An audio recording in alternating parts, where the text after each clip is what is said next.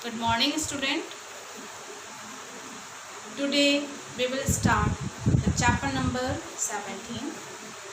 The name of chapter is Fundamental Rights, Fundamental Duties and Directive Principle of State Policy. In previous chapter, we have studied about the basic structure and elements of the Indian Constitution.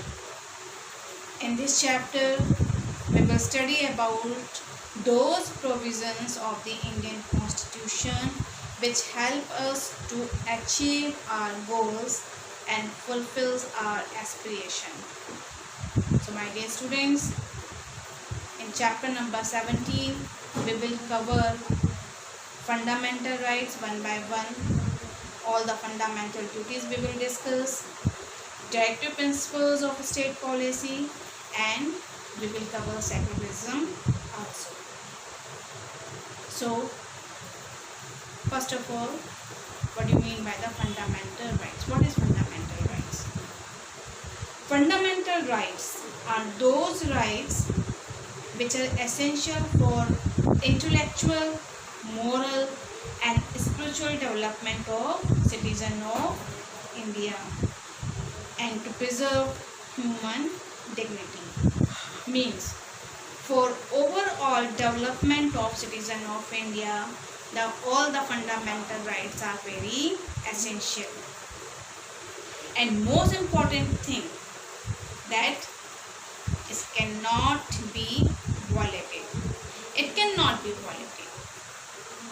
So the Constitution of India provides 6 fundamental rights according to your book.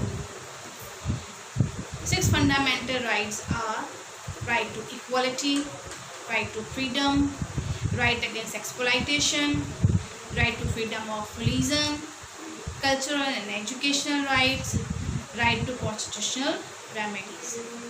You have to learn all 6 fundamental rights, my dear. It's very important for the purpose of exam. So we will discuss one by one. Today we will discuss right to equality. Right to equality means all the people are equal in India. All the people are equal. So on what basis they are equal? For example, first, equality before law. Equality before law or equal protection of law. It means that all the laws apply in the same manner to all, regardless of a person's status. This is called the rule of law.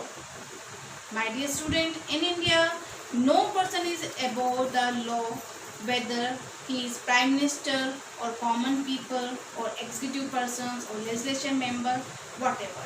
No one can above the law.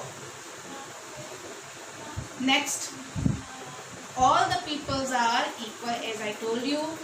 So there is a prohibition of discrimination on grounds of religion, race, caste, sex or place of birth. Means every person shall have equal access to public places. Public places mean those places which are developed by the government, like public parks, museum, wells, bathing gardens, etc.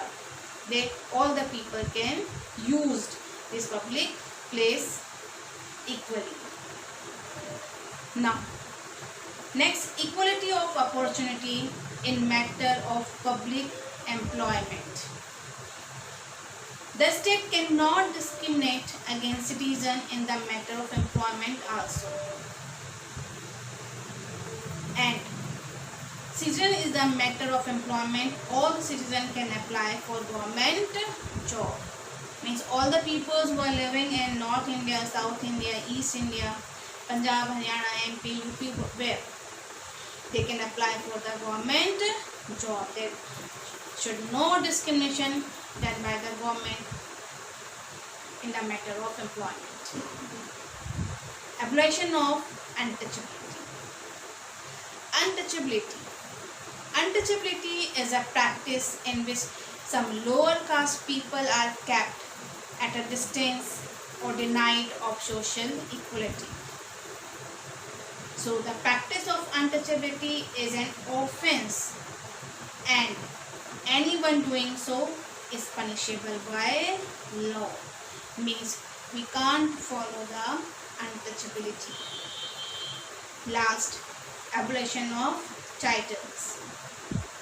The article prohibits the states from conferring any title, and also the citizen of India cannot accept titles from any foreign states. It means all the people are equal in India. So that's all for today. In the next video, we will discuss next fundamental rights, that is the right to freedom. Thank you and have a nice day.